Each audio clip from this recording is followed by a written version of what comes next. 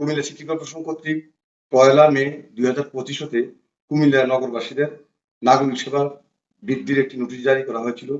আমি কুমিল্লা বাঁচাও মঞ্চের পক্ষ থেকে আমাদের প্রধান পৃষ্ঠপোষক জনাব মনিরুল হক চৌধুরীর পরামর্শক্রমেই প্রথম আমি এটাতে প্রতিবাদ জানাই। প্রতিবাদ জানানোর পরে বিভিন্ন সংগঠন এবং রাজনৈতিক ব্যক্তিত্ব এর প্রতিবাদ জানায়। গতকালকে এই মূল্য স্থগিত হয়েছে। আমার একটি স্পষ্ট বক্তব্য হলো এরকম, সেন্ট্রাল গভর্নমেন্ট হলো বাংলাদেশ সরকার। বাংলাদেশ সরকারের ডিসেন্ট্রালাইজ মেথড হলো কুমিল্লা সিটি কর্পোরেশন।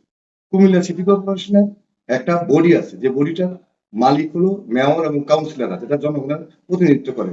জনগণের প্রতিনিধিত্বহীন থাকাকালীন সময়ে কুমিল্লা সিটি কর্পোরেশনের কর্মচারী কিভাবে, আমি এই সিটি কর্পোরেশন মালিক হওয়া সত্ত্বেও আমার উপরে কত টাকা ট্যাক্স হবে, কর ধার্য করে, এই এখতিয়ার কুমিল্লা সিটি কর্পোরেশন কর্মচারী কর্মকর্তাদের নাই।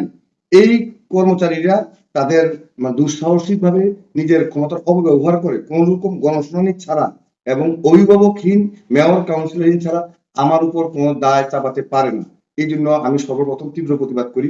আমি ধন্যবাদ জানাই কুমিল্লা মহানগর বিএনপি সদস্য সচিব, আমার পরবর্তীতে ইউসুফ মোল্লা টিপু ওই দিন বিকালেই ওনার ফেসবুকে স্ট্যাটাস দেন। পরবর্তীতে সর্বশেষ গতকালকে কুমিল্লা মহানগর বিএনপি সভাপতি উদ্বাদুল বাড়ি আবু গিয়ে এটার প্রতিবাদ জানান সরাসরি উপস্থিত হয়ে, যার দরুন সম্মিলিত প্রচেষ্টায় কুমিল্লার সকলের সবাই সামাজিক এবং রাজনৈতিক নেতৃবৃন্দের প্রতিবাদ জানানো গতকালকে কুমিল্লা সিটি কর্পোরেশন বাধ্য হয়ে এই পুনঃমূল্য নির্ধারণ বর্ধিত হারে নাগরিক সেবার যে মূল্যটা সেটা স্থগিত করে এবং পূর্ববর্তী মূল্য বহাল রাখে। কুমিল্লা সিটি কর্পোরেশনকে আমি বলতে চাই, নগরের ভৌত অবকাঠামোগত উন্নয়ন, রাস্তাঘাট, ড্রেন, নাগরিকদের সুযোগ সুবিধা নিশ্চিত করার লক্ষ্যে আপনারা যেভাবে ট্যাক্স অ্যাসেসমেন্ট সহ বিভিন্ন কর ধার্য করছেন, এটা মেয়র এবং কাউন্সিলর না আসা পর্যন্ত, এই বডি পরিশোধ না আসা পর্যন্ত কুমিল্লা সিটি কর্পোরেশন আমার কর্মচারী যাতে আমার উপর কোনো কর ধার্য করতে না পারে, সেই জন্য সবাই সোচ্চার থাকবেন। এবং কুমিল্লা সিটি কর্পোরেশনের কর্মচারীদেরকে আমি হুঁশিয়ারি দিতে চাই, আপনারা অভিভাবকহীন পরবর্তী নির্বাচন পূর্ব মুহূর্তে পর্যন্ত কোন রকম ট্যাক্স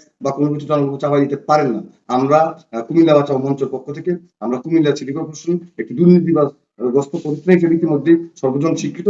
আমরা এটা সর্বদা নজর রাখছি এবং অদূর ভবিষ্যতে যে কোনো এইসব জনগণের বিরুদ্ধে যত রকম কর ধার্য হয় বা হয়রানির শিকার হয়, আমরা কুমিল্লা বাঁচাও মঞ্চের পক্ষ থেকে সবসময় প্রতিবাদ জানিয়ে দেবো।